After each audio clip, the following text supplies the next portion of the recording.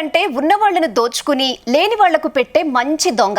ఈ నేపథ్యంలో తెలుగుతో సహా అన్ని ఇండస్ట్రీస్లో ఎన్నో మూవీస్ వచ్చాయి, సక్సెస్ కూడా అందుకున్నాయి. ఈ నేపథ్యంలో అదే రాబిన్ హుడ్ టైటిల్తో నితిన్ హీరోగా తెరకెక్కిన చిత్రం రాబిన్ హుడ్. ఈ రోజు విడుదలైన ఈ సినిమా ప్రేక్షకులను ఏ మేరకు ఆకట్టుకుందో చూద్దాం. నితిన్ ఓ అనాథ కాగా సుబలేఖ సుధాకర్ నడుపుతున్న అనాథాశ్రమంలో పెరుగుతుంటాడు. అయితే ఆ అనాథాశ్రమానికి విరాళాలు లేకపోవడంతో పిల్లలకు అన్నం పెట్టేందుకు ఇబ్బందులు ఎదురవుతుంటాయి. సుబలేఖ సుధాకర్ సాయం కోసం ప్రయత్నించినా అందరూ ఆశ చూపించి వెనక్కి వెళ్ళిపోతుంటారు. ఈ నేపథ్యంలోనే నితిన్ దొంగగా మారతాడు. బడా బాబులు ఇళ్లల్లో దోచుకుని పేదోళ్లకు పంచిపెడుతుంటాడు. రాబిన్ హుడ్ నిక్ నేమ్గా పెట్టుకుని వరుసగా దొంగతనాలు చేస్తుంటాడు. రాబిన్ హుడ్ను పట్టుకునేందుకు స్పెషల్ ఆఫీసర్గా షైన్ చామ్ టాకోను ప్రభుత్వం నియమిస్తుంది. తాను దొరికితే అనాథాశ్రమాలను ఇబ్బందులకు గురి చేస్తారని భావించిన రాబిన్ హుడ్ ఇక దొంగతనాలు మానేసి ఉద్యోగం కోసం రాజేంద్ర ప్రసాద్కు సంబంధించిన ఇండియాస్ నెంబర్ 1 అనే సెక్యూరిటీ ఏజెన్సీలో చేరతాడు.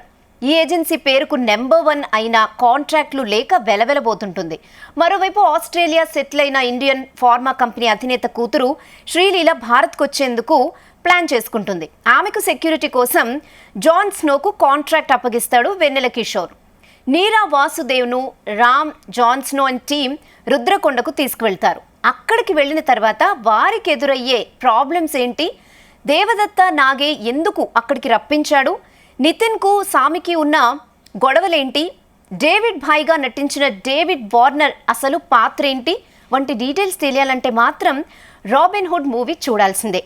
ఇక టెక్నికల్ విషయానికి వస్తే రాబిన్ హుడ్ అనే టైటిల్ అంటేనే మంచి దొంగ అని అర్థం వచ్చేలా ఈ సినిమాకు టైటిల్ పెట్టేసి ఈ సినిమా ఎలా ఉండబోతుందో ముందే హింట్ ఇచ్చేశాడు దర్శకుడు వెంకీ కుడుముల.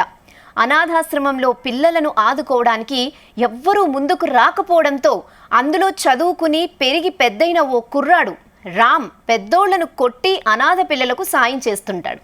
ఈ కాన్సెప్ట్, దాన్ని రాసుకున్న విధానాన్ని నిజంగా మెచ్చుకోవాలి.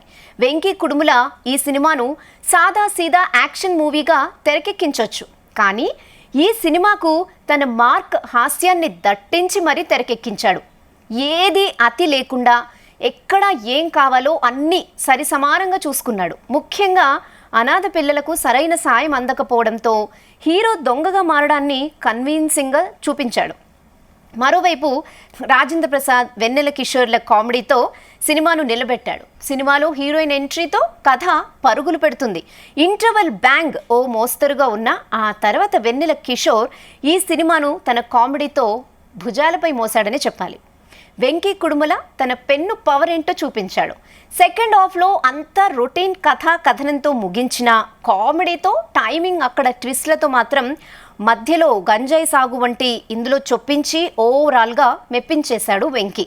ఇక విలన్ పాత్రను ఇంకాస్త ఇంపాక్ట్గా చూపించుంటే బాగుండేది అనిపిస్తుంది. సాంగ్స్పై మరింత దృష్టి పెట్టాల్సింది. ఆర్ఆర్ బాగుంది, సినిమాటోగ్రఫీ, నిర్మాణ విలువలు కూడా బాగున్నాయి. ఇక నితిన్, శ్రీలీల తమ మార్క్ యాక్టింగ్తో మెప్పించారని చెప్పాలి. రాజేంద్ర ప్రసాద్, వెన్నెల కిషోర్ ఈ మూవీని తమ కామెడీతో నిలబెట్టారు. వీళ్ళిద్దరి మధ్య వచ్చే ఎపిసోడ్స్ ఫుల్ ఎంటర్టైనింగ్గా ఉంటాయని చెప్పాలి. సుబలేఖ సుధాకర్ నటన చాలా బాగుంది. డేవిడ్ వార్నర్ స్క్రీన్ ఎంట్రీ అయితే అద్దరిపోయిందనే చెప్పాలి. అయితే ఆయన రోల్ను మరో పార్ట్ కోసం తీసినట్లు అర్థమవుతుంది. మిగిలిన నటీనటులు తమ పరిధి మేరకు మెప్పించారు.